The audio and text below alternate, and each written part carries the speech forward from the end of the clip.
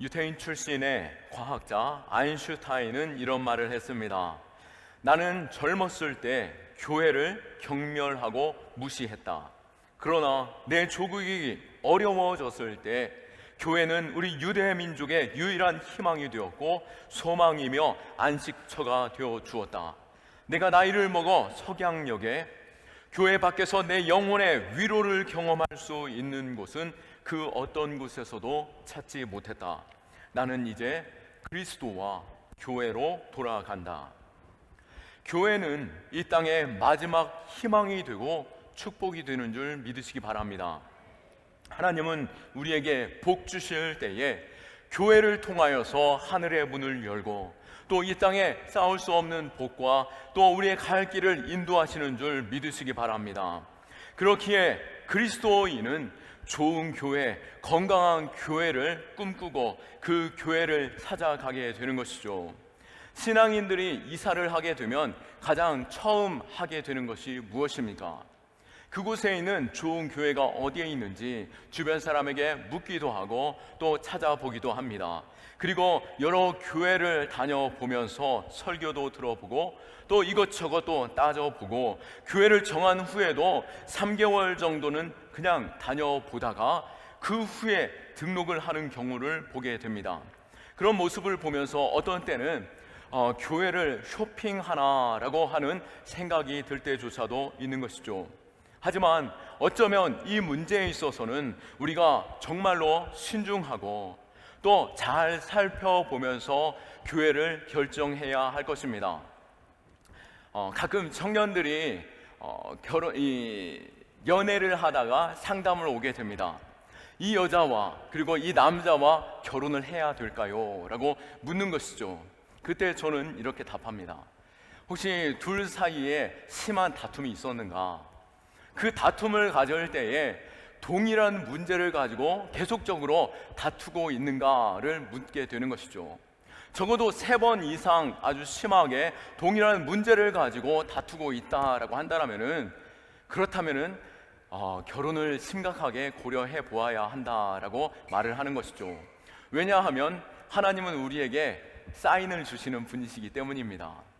그 문제를 가지고 있음에도 불구하고 결혼을 하게 될 때 결혼 후에도 계속적으로 반복하며 그걸 가지고 다투게 되고 결국에는 그 문제를 가지고 다투다 끝에는 갈라지게 되는 것을 보게 되는 것이죠. 하지만 이런 친구들이 있습니다. 목사님, 결혼 전에는 그 사람이 그러지 않았어요. 그런데 결혼하고 나니까 문제들이 심각하게 보이는 것이죠. 심각하게 고민하게 만드는 여러 가지 문제들을 만나게 되는 것입니다. 이 상황 내가 어떻게 해야 합니까? 라고 묻게 되는 것이죠. 그때는 어떻게 해야 합니까? 갈라서라 라고 말합니까? 아니죠. 그것은 당신이 짊어져야 할 십자가입니다 라고 말하는 것입니다. 결혼 전에 하나님께서 감추셨다라면은 하나님께서 보기 좋고 정말 내 마음 가운데 결혼하지 않으면 안 될 것 같은 상황까지도 몰아가셨다라면은 하나님께서 감추신 것이죠. 그리고 결혼 후에 보이셨다라고 한다라면은 내가 짊어져야 하는 십자가고 또 그것을 통해서 내 신앙이 더 깊어져 가고 또 내 기도의 폭이 넓어지고 또 하나님을 그 사랑을 이 땅 가운데 증거하는 통로가 될 것입니다. 교회도 마찬가지인 것이죠. 교회를 결정하기 전에 심각하게 고민도 하고 또 여러 모습들을 보고 소문도 듣게 되었습니다. 그런데 그 소문들이 다 좋은 것만 들려지고 또 좋은 것들만 보게 되고 또 이 교회에 함께 예배할 만 하겠구나 또 결국엔 등록하게 되었습니다. 근데 그 후에 여러 가지 흠이 보이게 되는 것이죠. 그 흠이 보일 때 그것은 무엇입니까? 우리로 기도하게 하시고 이젠 가족됨으로 인하여 용납하고 사랑하고 끌고 가야 한다. 내가 십자가 지고 내 교회로서 그 일을 놓고 함께 해야 한다라고 말씀하고 계시는 것입니다. 그렇기에 우리는 교회를 더욱더 힘써 사랑할 수 있기를 원하고 내가 내 교회로 삼았다라고 한다면 분명 하나님께서 축복하시고자 복을 주시고자 또 우리의 만남을 통하여서 우리가 마디와 마디가 연합하여서 견고하게 서가는 교회 되게 하시는 것처럼, 몸이 건강해지는 것처럼 우리가 함께 할 때 교회가 든든히 서가는 줄 믿으시기 바랍니다. 그렇기에 신앙인은 교회 생활에 행복을 누릴 수 있어야 합니다. 우리가 신앙생활하면서 여러 가지 어려움을 만난다 할지라도 그것을 놓고 내가 기도할 때 그것이 내게 신앙에 있어서 오히려 나로 하여금 온전케 하는 길이 될 것입니다. 물론 교회 안에 분열이 있고 다툼이 계속된다라고 한다면은 그것으로 인해서 우리의 믿음이 점점 사라질 때가 있습니다. 또 교회 안에 계속적인 분열과 다툼이 있게 되면은 헌신에 있어서도 마음에 그 헌신하고자 하는 열정도 사라지고, 또 작은 수고조차도 거절하고 그냥 사람 자체도 이제 미워지기 시작하게 되는 것이죠. 세상 역시 교회를 또 속입니다. 꼭 교회를 다녀야 구원을 받게 되느냐, 교회가 아니어도 다른 종교에도 구원들이 있더라, 그 종교에도 구원이 있는 것을 볼 때 마지막 때 다 같이 만나지 않겠느냐라고 말하는 그 유혹인 것이죠. 그러나 교회는 분명한 정체성을 알아야 하는 것이고, 그 정체성이 있어야만이 교회의 참 영광과 또 아름다움과 그 신비, 하나님께서 우리에게 주시고자 하시는 그 복이 우리에게 임하고, 또 온 열방으로 하여금 그 복된 길로 가게 하는 그 복이 있게 되는 줄 믿으시기 바랍니다. 영국의 신문사에 설문조사한 결과가 있습니다. 그것은 바로 오늘날 교회의 문제가 무엇입니까? 라고 묻는 질문이었던 것이죠. 그 질문의 답은 무엇이었을까요? 그것은 바로 교회의 아름다움과 교회의 신비, 그리고 교회의 영광, 교회의 위대함, 그리고 교회의 그 아름다움을 그들 스스로 알지 못하고 가볍게 여기는 것, 그것이 가장 심각한 문제가 됐다라고 말합니다. 우리 안에 지켜야 할 가치가 무엇일까요? 우리가 붙들어야 할 진정 아름다운 그 진리는 무엇일까요? 그 영광은 무엇일까요? 오늘 창립 59주년 되었습니다. 하나님께서 우리 교회로 하여금 견고히 서가게 하시고, 또 교회로 하여금 이 땅을 축복하시는 일에 있어서 교회가 교회다워야 되고, 교회가 붙들어야 할 그 정체성을 분명히 가지고 있어야만 하나님께서 들어 사용하는 교회 되는 줄 믿으시기 바랍니다. 그렇다면 교회가 붙들어야 할 그 정체성과 그 아름다움이 무엇인지 우리가 살펴볼 수 있기를 원합니다.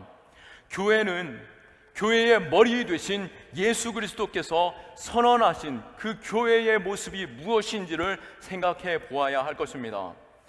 예수님께서 직접 교회를 언급하신 경우는 마태복음에 3번 나타나 있는데요, 오늘 본문의 이 18절 말씀이 예수님께서 말씀하신 교회가 세워지는 것이 어떻게 그 교회가 든든히 서가는가를 선명하게 말씀하고 있습니다. 18절 말씀에 또 내가 너에게 이르노니 너는 베드로라, 내가 이 반석 위에 내 교회를 세우리니 음부의 권세가 이기지 못하리라. 아멘.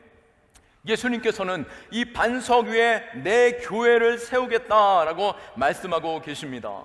예수님께서 머리 되신 교회, 그 교회를 이 반석 위에 세우겠다라고 말씀하시는데요, 이 반석은 무엇입니까? 베드로와의 대화 중에 예수님께서 하신 말씀입니다. 그렇다면 이 반석은 바로 베드로일까요?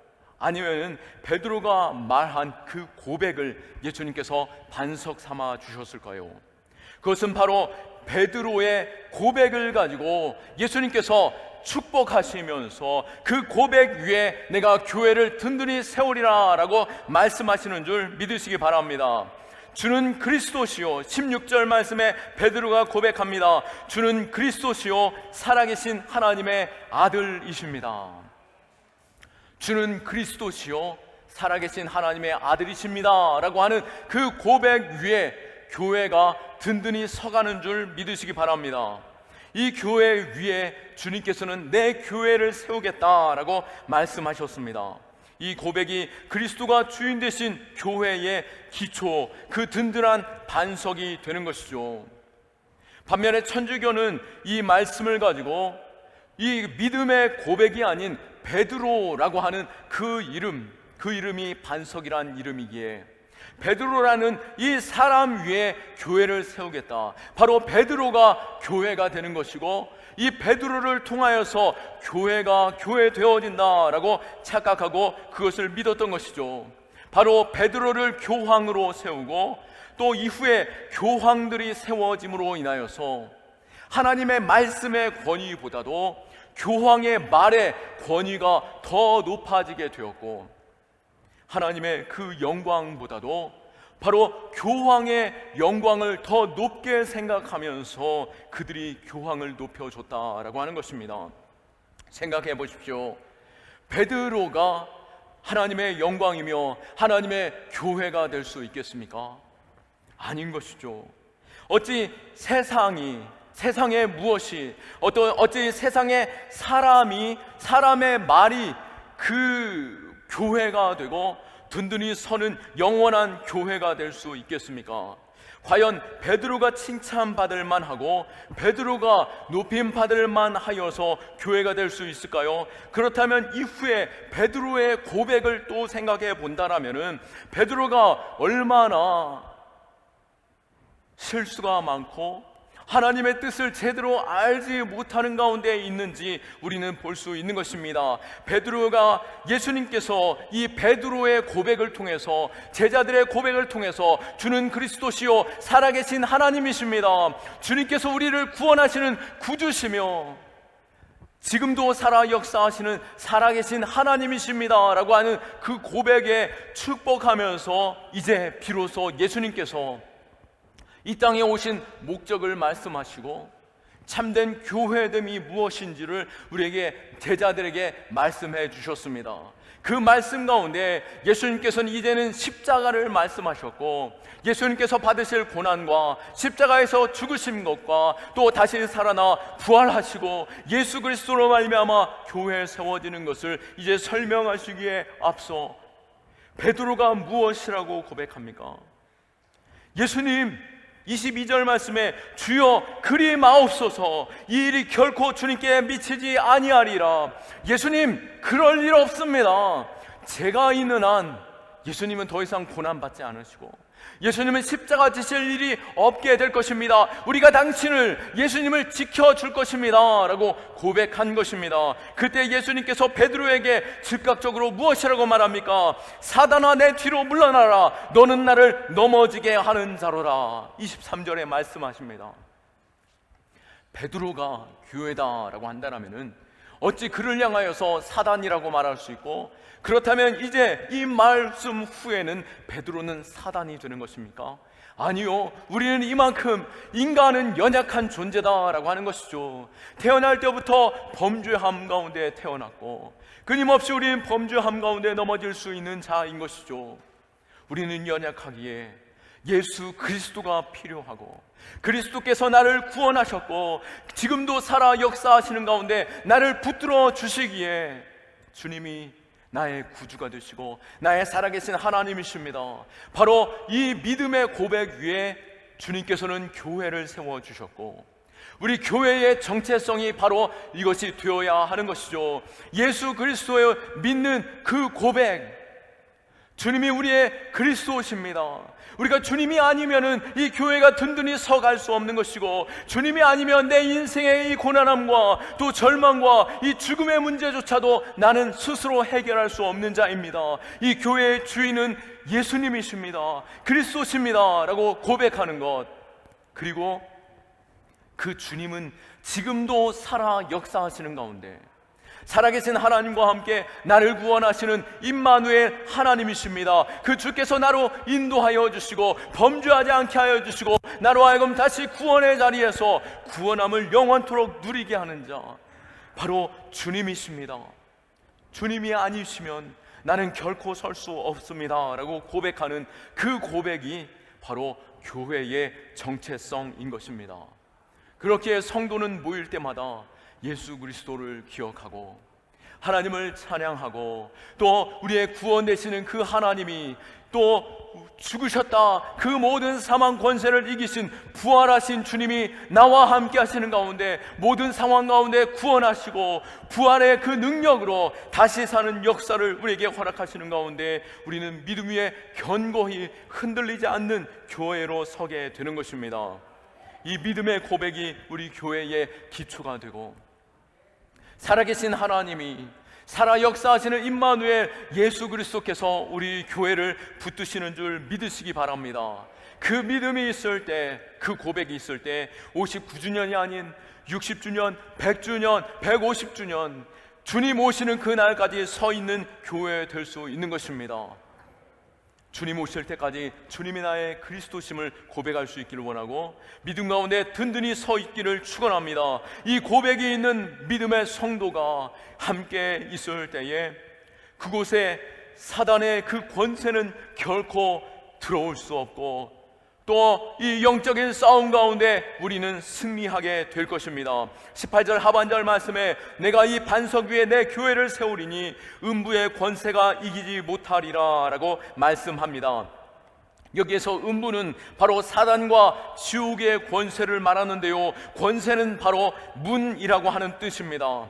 바로 사단의 그 권세, 사단의 그 틈타는 것이 내 삶으로 들어오지 못하는 것이죠. 내 안에 그 사단에 들어올 만한 문이 있지 않는 것입니다. 왜요? 내 안에 예수 그리스도께서 계시기 때문인 것입니다. 그러기에 우리는 사단을 오히려 공격하는 자요, 사단을 떠나가게 하는 자요, 이 땅 가운데 하나님의 나라 임하게 하는 복의 통로 되는 것이죠. 사단은 우리를 결코 넘어뜨릴 수 없습니다.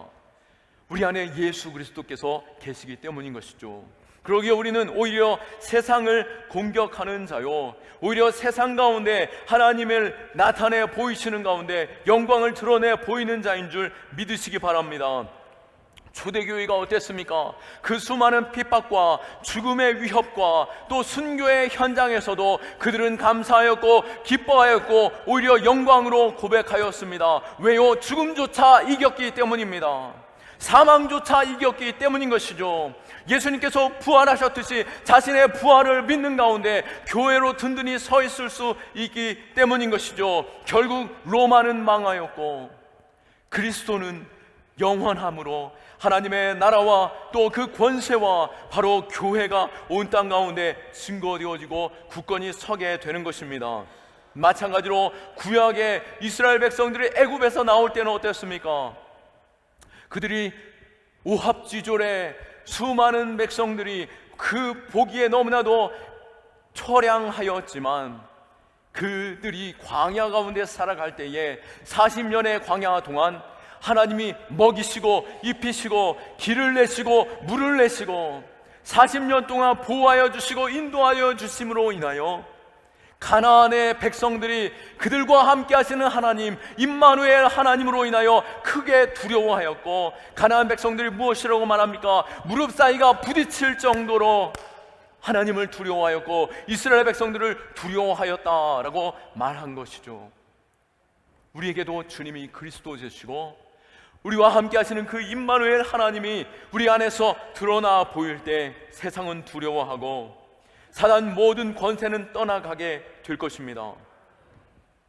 우리는 이 유일하신 길 되신 오직 우리의 구원은, 그리고 유일하신 그 길은 예수 그리스도께만 있는 것이죠. 어떤 길에도 어떤 방식에도 어떤 종교에도 유일한 길 되시는 분은 예수 그리스도 한 분밖에 없고 그 이름으로만 구원받을 수 있는 것입니다. 어떤 지혜로도 어떤 능력으로도 어떤 물질로도 천국에 가는 길을 살 수 없는 것입니다.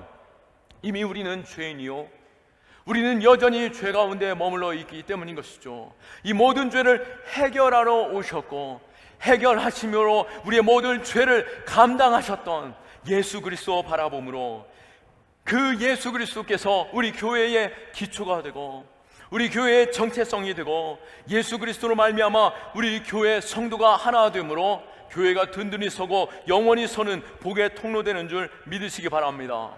바로 이렇게 교회가 든든히 설 때 교회를 통해서 하나님께서는 축복하십니다. 교회를 통해 어떤 축복을 누릴 수 있습니까? 바로 19절 말씀처럼 내가 천국 열쇠를 내게 주리니 네가 땅에서 무엇이든지 매면 하늘에서도 매일 것이며 네가 땅에서 무엇이든지 풀면 하늘에서도 풀리리라 하시고 라고 말씀하십니다. 바로 하나님께서는 이 믿음의 고백과 그 교회 위에 천국의 열쇠를 주신다라고 말씀하십니다. 바로 어떠한 곳에서도 그 천국 열쇠에 있는 것이 아니라 바로 교회를 통해서 천국 열쇠에 주시는 것이죠. 그렇기 때문에 이 마지막 때에도 유일한 소망은 교회가 되는 것입니다. 비록 우리는 연약하고 또 실패하고 또 낙심하고 또 세상 가운데 멸시를 받는다 할지라도 교회가 정체성을 바르게 회복하고 하나님 앞에 든든히 서는 교회 될 때 교회는 축복의 열쇠를 드는 자 될 것입니다. 이 축복의 열쇠가 무엇입니까? 바로 주는 그리스도시요 살아계신 하나님의 아들이십니다 라고 고백하는 그 고백 위에, 그 믿음 위에 열쇠가 주어지는 것이죠. 바로 천국 가는 열쇠인 것입니다. 우리가 예수 믿는 최종적인 목적은 무엇이겠습니까? 교회 다니는 최종적인 목표는 무엇입니까? 결국은 천국 가고자 하는 것이죠. 이 땅 가운데 잘 살고 이 땅 가운데 하나님 보시기에 기뻐하는 백성으로 살아갈 뿐만 아니라 천국 가는 것이죠.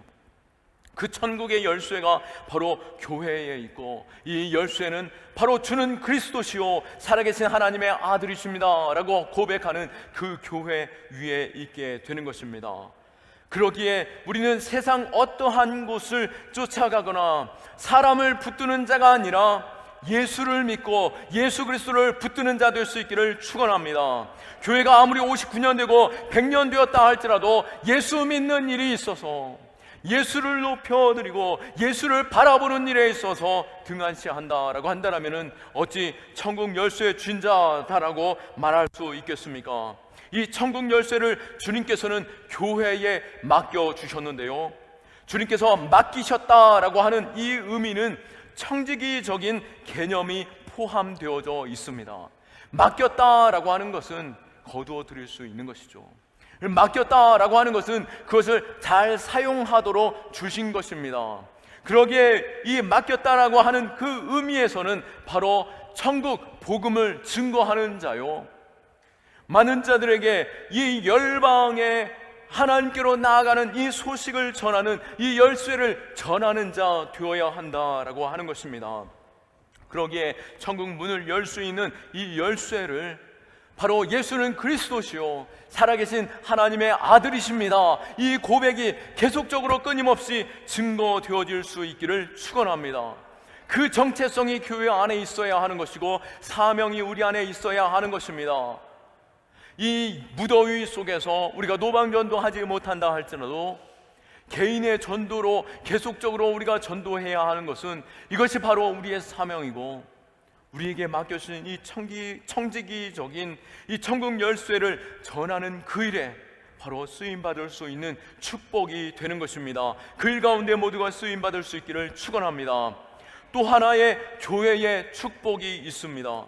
바로 주님이 그리스도시요 살아계신 하나님의 아들, 지금도 살아 역사하시는 하나님의 아들이시다라고 하시는 것을 우리가 믿는다라고 한다면 이 천국 열쇠 바로 예수 그리스도 그 이름으로 기도하는 자에게 하나님께서 그 기도를 반드시 응답하시는 줄 믿으시기 바랍니다. 기도를 통하여서 우리는 천국의 문을 여는 것이고 그 축복을 누리는 것입니다.